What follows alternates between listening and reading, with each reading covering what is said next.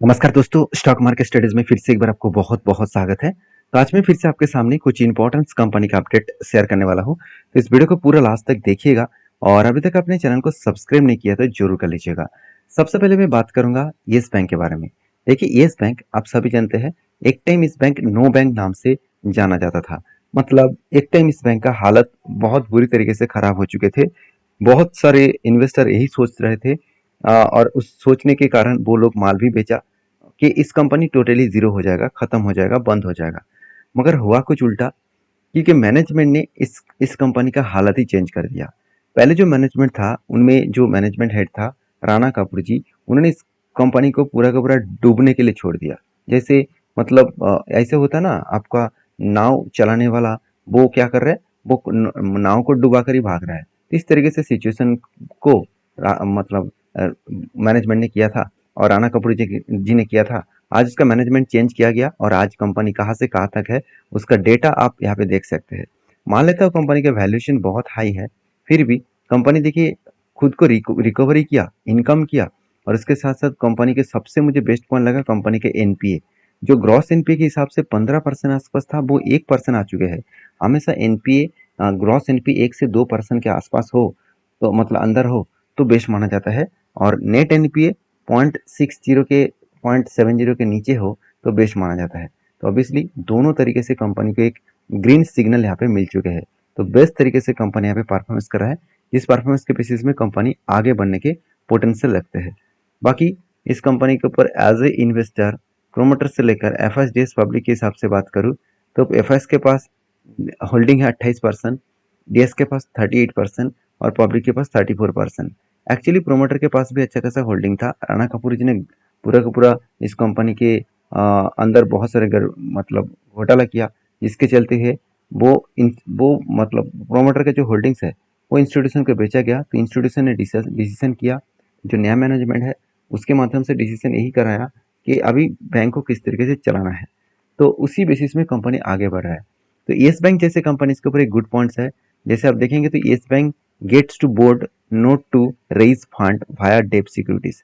मतलब Yes Bank क्या करने वाला है, खुद के फंड रेज करने वाला है, मतलब पैसा मार्केट से उठाने वाला है और वो भी किसके माध्यम से, डेप फंड। तो देखिए डेट फंड बहुत एक सिक्योर फंड होते हैं, क्योंकि डेट फंड के माध्यम से आपको एक जो परसेंटेज अनाउंसमेंट किया जाता है, तो उसी परसेंटेज के बेसिस में आपको एज ए मतलब रिटर्न मिल जाते हैं। तो रिटर्न मिल जाता मतलब जब आप डेप फंड खरीदारी करेंगे, उसके ऊपर डिटेल्स वीडियो चाहिए तो मुझे जरूर कमेंट्स करके बताना। क्योंकि येस बैंक मार्केट से ऑब्वियसली इसी तरीके से पैसा उठाता है। सिर्फ येस बैंक नहीं, हर कोई बैंक इसी तरीके से काम करता है। क्योंकि मार्केट से अगर पैसा ना उठाए तो वो खुद काम नहीं कर पाएंगे, और खुद काम नहीं कर पाएंगे तो वो प्रॉफिट नहीं हो पाएगा और मार्केट में वो आगे भी नहीं बढ़ पाएंगे। येस बैंक जैसे कंपनीज के ऊपर मैं पॉजिटिव यही कारण की वजह से हूँ। दूसरी बात, कंपनी के ऊपर जो कैश फ्लो है उसमें मुझे एक पॉइंट्स बेस्ड लगा कंपनी के। देखिए प्रॉफिट फ्रॉम बोरिंग्स के बारे में बात करूँ, आप देखेंगे प्रॉफिट फ्रॉम बोरिंग्स के हिसाब से बात करूँ तो कंपनी कंटिन्यूसली कर्जा नहीं लिया। कंपनी इस बार थोड़ा सा कर्जे को कम लिया और पेमेंट्स फॉर बोरिंग्स मतलब कंपनी पहले जो ड्यू था उसको सबसे पहले पेमेंट किया, अराउंड 49,000 करोड़ के आसपास। जो टोटल ड्यू था 34 + 14, तो ओवरऑल कंपनी के 84 48 करोड़ के आसपास, 48 to 49 करोड़ के आसपास ड्यू था, उसको कंपनी रीपेमेंट किया। अभी देखिए फिर से कंपनी कर्जा लिया, उस कर्जे को फिर से कंपनी यहाँ पे मिटाने का कोशिश कर रहा है। तो सब कुछ सामने रखते हैं इस बैंक के ऊपर जब मेरा एक पोजीशन बना वो मैं आपके साथ शेयर कर लेता हूँ। जैसे आप देख सकते हैं दोनों ग्रीन कैंडल बने, और दोनों ग्रीन कैंडल बनने के बाद मैंने क्या डिसीजन किया, जब भी इस नीचे लेवल को टच करेंगे तब एंट्री लूंगा। तो इस नीचे लेवल को जब भी टच किया तब क्या बना, एक एंट्री बना। एंट्री बनने के बाद देखिए कंपनी धीरे धीरे करके ऊपर जाने का कोशिश कर रहा है। अभी देखिए बहुत सारे लोगों को यही डाउट होगा कि सही में वो ऊपर जाएगा, क्योंकि कंपनी के ऊपर तो करेक्शन नीचे आ रहा है। देखिए पहली बात, 200 डेज मूविंग एवरेज को एक बार रिटेस्ट किया, उसके बाद वो वापस जाने का कोशिश कर रहा है। फिर से वो इसी लेवल को रिटेस्ट करने की कोशिश करेंगे और इसी जगह से कंपनी बाउंस बैक करने का चांसेस है। तो मैं जरूर कहूँगा येस बैंक जैसे कंपनी के ऊपर आपको एक चीज़ को नोटिस करना होगा, इस कंपनी के ऊपर दम है, आज नहीं तो कल वो फिर से रिकवरी करने का कैपेबिलिटी रखते हैं। तो बाकी इस कंपनी के ऊपर टेल लेने से पहले एक बार डीपली रिसर्च करें। नेक्स्ट जो कंपनी उसका नाम है जेएसडब्ल्यू स्टील। देखिए स्टार जेएसडब्ल्यू स्टील इंडिया के देखा जाए तो एक सबसे नंबर 1 एंड नंबर 2 पोजीशन बोल सकते हैं, क्योंकि Tata steel and JSW steel का मार्केट कैप के हिसाब से लगातार एक फर्स्ट और सेकंड होने का जो सिलसिला है वो कंटिन्यूसली होता रहता है। कभी जेएसडब्ल्यू स्टील नंबर वन हो जाता है, कभी टाटा स्टील। तो इस सब कुछ मार्केट कैप के हिसाब से देखने को मिलता है। तो कोई बात नहीं, नंबर वन रहे नंबर टू रहे वो हम लोगों को पॉइंट में नहीं है। हम लोगों को यही देखना है कि कंपनी का परफॉर्मेंस का सही में आगे बढ़ रहा है। तो उसके लिए आपको दो चीज़ों को देखना होगा। यहाँ पे कैश फ्लो में आपको ये देखना है कि बोरिंग्स में कंपनी किस तरीके से काम कर रहा है, क्योंकि इस JSW steel and Tata steel दोनों कंपनी के ऊपर 1% से भी ज़्यादा डेप्थ ऑफ इक्विटी है। आप देख सकते हैं प्रॉफिट फ्रॉम बोरिंग्स के बारे में बात करूँ तो प्रॉफिट फ्रॉम बोरिंग्स में कंपनी लगातार खुद के बोरिंग्स को बढ़ाते चले गए। मतलब अराउंड 20,800 करोड़ के आसपास कंपनी का प्रॉफिट फ्रॉम बोरिंग्स देखने को मिला। और रीपेमेंट ऑफ बोरिंग्स के बारे में बात करूँ तो कंपनी यहाँ पे रीपेमेंट भी किया। 7,400 करोड़ से 16,300 करोड़ तक कंपनी पेमेंट भी कर चुके हैं। मतलब कंपनी हर टाइम जितना कर्जा भी ले रहे हैं उतना कर्जा वो रीपेमेंट भी कर रहा है। तो एक गुड पॉइंट्स है किसी भी कंपनीज के लिए। तीसरी बात, कंपनी के ऊपर जो क्वार्टर रिजल्ट है वो देखेंगे। कंपनी इस बार भी सेल्स अच्छा खासा किया। और अभी कंपनी एक्सपेंस को मिटाने के बाद कंपनी का जो नेट प्रॉफिट है वो देखा जाए तो कंपनी का नेट प्रॉफिट इस बार थोड़ा सा कम हुआ, क्योंकि पिछले साल में 3,700 करोड़ का प्रॉफिट हुआ था। इस बार से 1,300 करोड़ का प्रॉफिट हुआ। उसके पीछे मेन दो रीज़न है।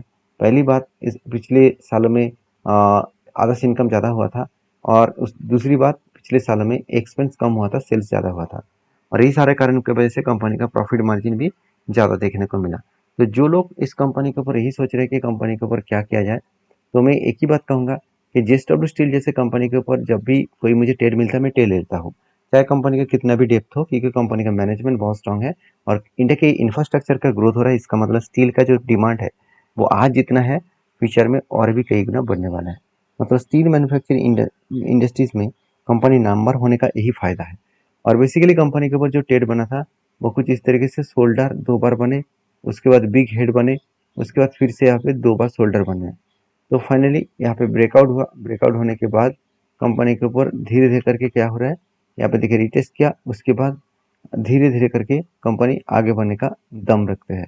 तो कंपनी जिस लेवल में है मुझे लगता है एक दो मतलब कुछ ही दिनों के बाद कंपनी यहाँ पे टारगेट अचीव कर सकते हैं। एक दो दिन नहीं, कुछ ही टाइम लग सकता है। मतलब अराउंड 1 मंथ, 2 मंथ, 6 मंथ भी लग सकते हैं। कुछ भी हो, अगर टारगेट अचीव हुआ तो कितने परसेंट का टारगेट मिलेगा? 33% का। तो जब भी आप किसी कंपनी के ऊपर काम करने के लिए जाते हैं, ये सारे पॉइंट्स को आपको जरूर ऑब्जर्व करना होगा। नेक्स्ट जो कंपनी है उसके बारे में बात करूँ, उसका नाम है L&T फाइनेंस लिमिटेड। देखिए L&T के ऊपर मैंने एक मार्किंग तो करके रखा था, मगर मैंने वॉच नहीं किया। इसके लिए एक सर ने मुझे कमेंट्स किया, इसके ऊपर एक पैटर्न क्रिएट हुआ है। उस पैटर्न के ऊपर मैं क्या करने वाला हूँ उसका ओपिनियन मैं आज आपके साथ शेयर करूंगा। क्योंकि जो सर ने मुझे इसका याद दिलाया उसके लिए थैंक यू, क्योंकि मैंने इस कंपनी को मार्किंग तो करके रखा था। मैं थोड़ा सा दूसरे कंपनी के ऊपर रिसर्च कर रहा था, इसके ऊपर उतना देख नहीं पाया। तो मैं 2 दिन पहले रिसर्च किया। अभी मुझे लगता है इस कंपनी के ऊपर कुछ पॉजिटिव डिसीजन मुझे लेना चाहिए। क्यों डिसीजन लेना चाहिए, मैं आपको कुछ पॉइंट ऑफ व्यू से शेयर करूंगा। पहले देखिए कंपनी का पी रेशियो एकदम 19 के आसपास है। कंपनी के इंडस्ट्रीज पी रेशियो 23 है, मतलब वैल्यूएशन सस्ता है। आरओसी हिसाब से आरओसी तो कम है, मगर आरओई बेस्ट है, मतलब यहाँ पे भी पॉजिटिविटी है।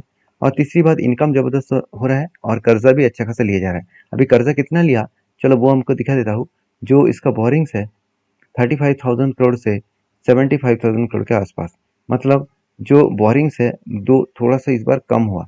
देखिए फाइनेंस कंपनी और बैंकिंग में एक पॉइंट्स को हमेशा याद रखना है कि खुद की अगर कर्जा ही कम हो जाए, मतलब खुद का कर्जा लेने का जो क्षमता है वो अगर कम हो जाए तो कंपनी बहुत बड़ा दिक्कत में पड़ सकते हैं। क्योंकि आपका बिजनेस ही पहले लोन लेना है और उसके बाद दूसरों को लोन देकर उससे इंटरेस्ट लेकर मतलब आपका बिजनेस को चलाना। तो आप खुद ही अगर लोन नहीं ले रहा है तो दूसरों को लोन कहाँ से देंगे? तो इस चीज़ों को पहले समझना पड़ेगा। और तीसरी बात, इस कंपनी के ऊपर जो क्वार्टर रिजल्ट है वो देखा जाए तो कंपनी इस बार हाईएस्टली सेल्स किया। 3,200 से लेकर 3,200 यहाँ पे अच्छा खासा सेल्स का ग्रोथ हुआ। सॉरी, 3,200 से लेकर 3,600 तक। और एक्सपेंस को कंपनी मिटाने के बाद कंपनी का नेट प्रॉफिट भी देखिए 400 से लेकर 550 तक बना। मतलब कंपनी अच्छा खासा यहाँ पे प्रॉफिटेबिलिटी को भी ग्रोथ कर रहा है। और एक चीज मैं जरूर देखूंगा, क्या इन्वेस्टर सही में इस कंपनी के ऊपर इन्वेस्ट कर रहा है? उसके लिए कंपनी के ऊपर कुछ गुड पॉइंट्स देखना होगा। जैसे देखिए, म्यूचुअल फंड ने खुद के होल्डिंग को बढ़ा दिया। 2% से होल्डिंग को एक्चुअली 0.86% के आसपास होल्डिंग था, 1% भी नहीं था। और 3.5% के आसपास होल्डिंग है। और एफएस के मतलब एफएस के पास जो पहले 6% होल्डिंग था, आज 11% के आसपास है। बीच में जो होल्डिंग बने वो 13.5% के आसपास है। ओवरऑल बात करूँ कंपनी की जो परफॉर्मेंस है वो आपको बेस्ट तरीके से देखने को मिला है। तो इसीलिए मैंने इस कंपनी के ऊपर डिसीजन जरूर लूंगा, क्योंकि मैं पहले ही मार्किंग करके रखा था। चलो बाकी मैं आपको साथ शेयर कर लेता हूँ। तो सबसे पहले देखिए यहाँ पे जो पैटर्न्स बना है उस पैटर्न्स को ध्यान से देखना है। यहाँ पे क्या बना, शोल्डर, उसके बाद बिग हेड, उसके बाद शोल्डर बना। तो फाइनली अगर इस पैटर्न्स को पे टोटल ओवरऑल इस मतलब यहाँ पे मतलब यहाँ पे जो देखिए शोल्डर के बाद जो हेड बना है, इस हेड को अगर मैं मार्किंग करूँ तो टोटल फिगर आउट निकल कर है 300%।